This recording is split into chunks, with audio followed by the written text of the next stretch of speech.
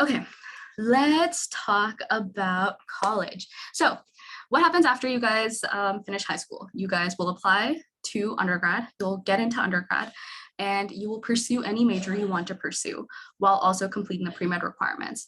So a common misconception is that pre-med is a major at most schools, and that's not true. So when you are applying to undergrad, you're not going to apply as like a pre-med major or anything. So usually colleges will not even know that you are pre-med coming into the school. You are, though, going to be applying with a particular major. So most common major that people pursue is going to be something like biology or biochemistry. That's probably the most common major that people come in as. But you can really actually major in anything you want to major in. So I had friends who majored in English, I had friends who majored in history, and they still were able to get the normal pre-med required classes done and were able to apply to medical school. So what you major in does not matter.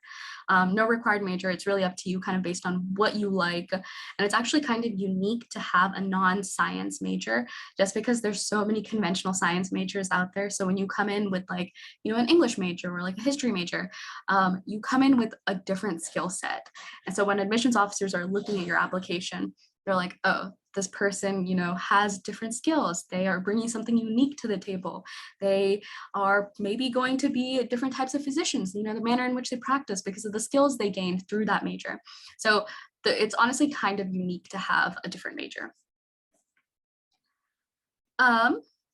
So the required pre-med classes you have to take. So like I said, you don't have to worry about a particular major, but there are standard types of classes you need to take. So these include 2 semesters of general chemistry, 2 semesters of bio, 2 semesters of physics, 1 semester of biochem, 2 semesters of organic chemistry, 2 semesters of calc, and that's like the AB or BC equivalent. So like Calc 1 and Calc 2. And then usually 1 semester of stats is recommended at most medical schools. And then 1 semester of like a writing intensive course is also recommended. And then sometimes psychology or sociology is recommended, but it's not required. But some schools will actually have like more specific requirements. So I actually know one medical school asks for like 3 humanities courses. So if you don't take those 3 humanities courses while you're in undergrad, you can't apply to that medical school.